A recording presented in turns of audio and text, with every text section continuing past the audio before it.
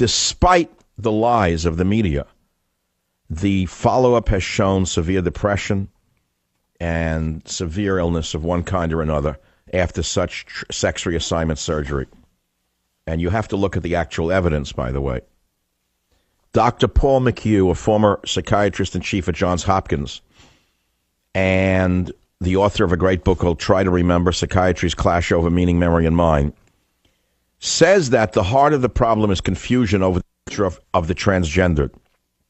He said in a Wall Street Journal commentary, sex change is biologically impossible. And he cited a 2011 study at the Karolinska Institute in Sweden, which followed 324 people for up to 30 years who had sex reassignment surgery. Guess what they found? Just what you'd expect. Not what CNN would tell you about the happy lives they have, but the study showed that about 10 years after the surgery, transgender people began to have increased mental difficulties. As they progressed through life, their suicide mortality rose almost 20 times above the comparable non-transgender population. McHugh points to the data as evidence that the high suicide rate trumps the typical surgery prescription propagated by many as the answer to gender confusion. Dr. McHugh points his finger at the everything is normal movement for allowing, even advocating for this tragedy that is being exacted on the transgendered population, now cluttered with casualties of the sexual revolution. He says that the transgendered suffer assumption disorder, much like other amorphic disorders such as anorexia. He said the difference is that body parts are not amputated in an effort to cure other assumption disorder. But he said for the transgendered, this argument holds that one's feelings of gender is a conscious, subjective sense that being in one's mind cannot be questioned by others. The individual often seeks not just society's tolerance of this personal truth, quote unquote, but affirmation of it. And he said here rests the support for transgender equality, the demands for government payment for medical and surgical treatments, and for access to all sex-based public roles and privileges. Dr. McHugh adds that just as it is incumbent upon the medical community to begin to speak the truth on this matter, it is equally incumbent upon the mental health community to challenge the concept that what is in the mind can never be questioned. That's absurd. He said disorders of consciousness, after all, represent psychiatry's domain. Declaring them off limits would eliminate the entire field of psychiatry. But that is exactly what Massachusetts, California, and New Jersey have already done. Even upon parental request, mental health professionals in those states are banned from trying to help children in crisis regain their natural feelings of gender. Instead, they are told to refer these children to endocrinologists to prescribe gender-bending, gender-delaying hormone treatments, which obviously still do not address the fatal psychological components that lead to the dramatic increases in depression and suicide. Well, I can read more from the article, and there's more data of universities that actually track those who forewent gender reassignment. And they said that 70% to 80% of those who face the confusing identity crisis but do not have the surgery report that their feelings dissipate over time. Johns Hopkins ended its sexual reassignment surgery in 1970 for the above reasons. And yet, you would think that this egomaniac, Bruce Jenner, this egomaniac Bruce Jenner is a cultural hero because of the vermin in the media. Well, I couldn't let that go by. It's sickening. No one wishes harm upon people who suffer such disorders. No one says they shouldn't be allowed to act it out if they wish. But please don't tell me they're heroes, because they're the opposite of what a hero is. A hero actually, if I must tell you, fights certain impulses. A hero suppresses certain urges. A hero, you ask anyone in warfare, ask anyone in sports what that means. If a man is fighting in a ring as a boxer, and he's taking blow upon blow while delivering blow upon the opponent, he has trained his mind to ignore the pain of that punch. Or each time he was punched, he would wince and go down. So he's trained his mind not to feel the pain of that punch, just as you have learned to not feel the pains that you're going to experience along the road of life. That's the norm. The norm is to know that you're going to walk on rocks. The norm is to know that you're going to have pain in your life on a daily basis. Psychological pain, physical pain, emotional pain. You're going to have it, but you got to learn how to cope with it, not to pretend it doesn't exist. And not to say to yourself, well, I have a right to act out everything that I feel. This is an extension of the hippie movement of if it feels good, do it. Or why not do it in the road? And here we are many years later. If it feels good, do it. Why not do it in the road? I'll be right back. Join the Savage Nation. Call now, 855-400-SAVAGE, 855-400-7282. Savage. Your Savage Nation is sponsored by SwissAmerica.com. It's the only company I trust for tangible assets, gold and silver. Call 800-BUICOIN. All the news you're not going to get in the local paper. Turn off the music. I'm not interested. That's all. You want to know how low is? You want to know how low you can go? Well, Hillary has hit a new low by attacking, by going to the racial level. She's gotten so ugly so fast. But here's something about as low as Hillary Clinton. You know the Westboro Baptist Church, those sick, evil men and women that say thank God for dead soldiers? They picket soldiers' funerals saying God killed them because we're evil. The Westboro Baptist Church plans to disrupt Beau Biden's funeral. How low can they go? They're infamous for picketing soldiers' funerals and using hate speech, saying God hates you know what. Well, they said they're going to protest Beau Biden's funeral tomorrow on Saturday. They will picket for at least an hour before the funeral in front of St. Anthony of Padua Church in Wilmington, Delaware. Then they attacked the poor grieving father, Joe Biden. They said, as for Beau Biden, his life was cut short by the will of God, to whom all glory is given. And he has an eternity of answering to the Lord for his own words, thoughts, actions, and sins, the group said. I had a caller yesterday, the Jewish caller, remember, who almost accused me of the same thing? Same mentality. Same mentality. The same mentality as the Westboro Baptist Church. Comes in all religions, this kind of insanity. They know who God is. I don't. They do. They know who God is because they wear a black outfit and they have breadcrumbs in their beard. They know who God is because they follow the commandments, so they think. Meanwhile, they ridicule everybody around them who doesn't.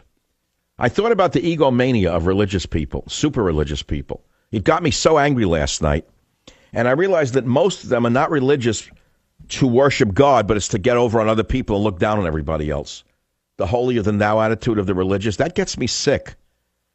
I don't mind if you're religious, but if you're using religion as a weapon against people who are less religious than you or not religious at all, what does that make you? It makes you actually less of a man in God's eyes, if you want to put it in those terms.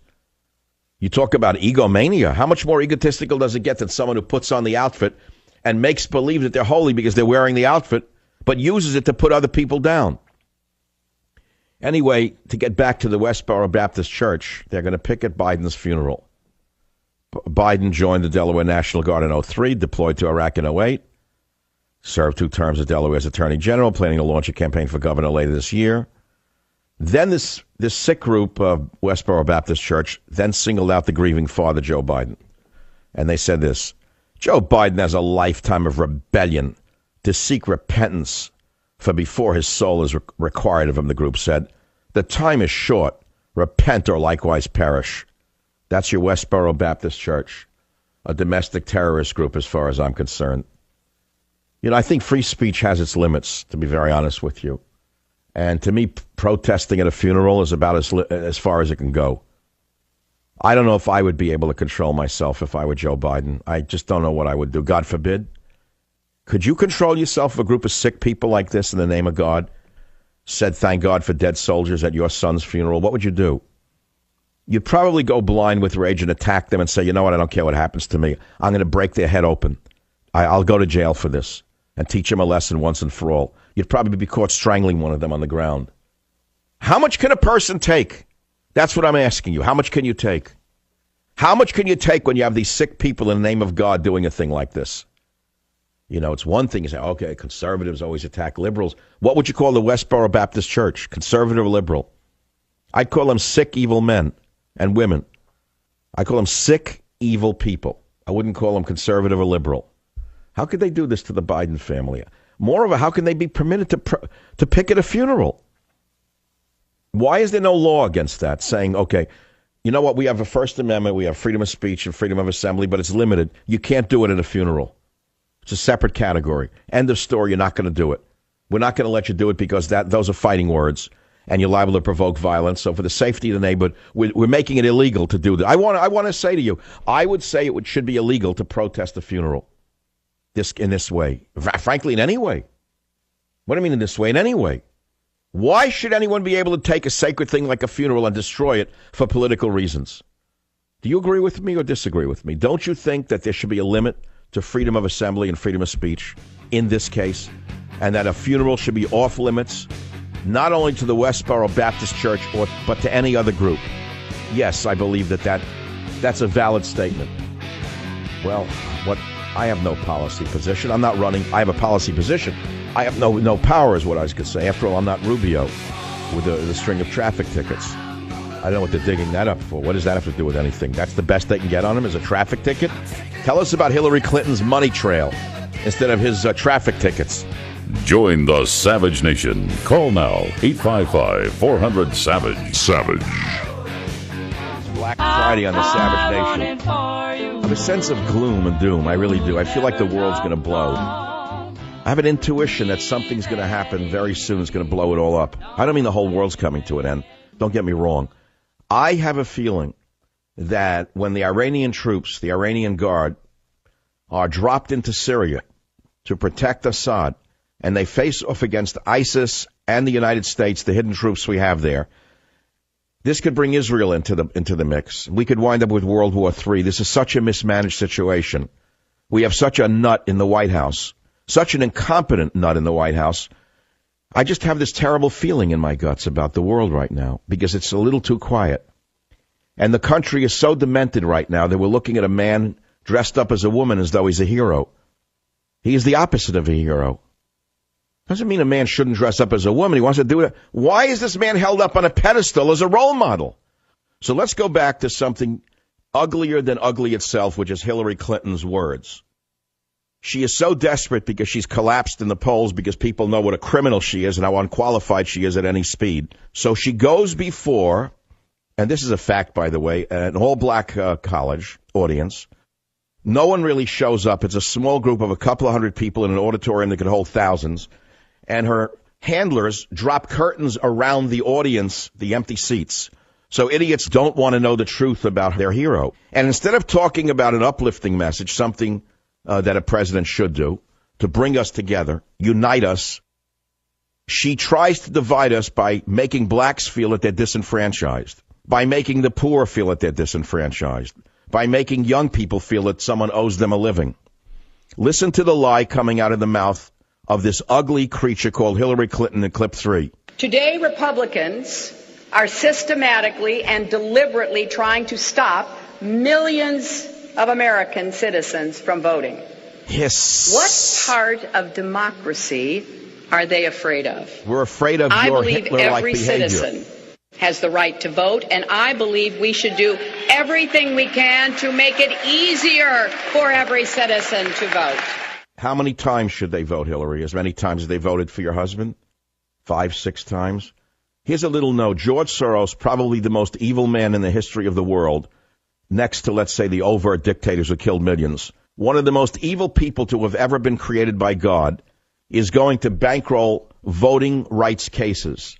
He is going to sue states that want to make certain that only qualified citizens vote and only vote once. There are other stories. I want to talk about the movement of troops from Iran into Syria to prevent the downfall of Assad. Just as I predicted yesterday, I knew that that was what was behind it. I figured ISIS was being supported by the U.S. and Israel.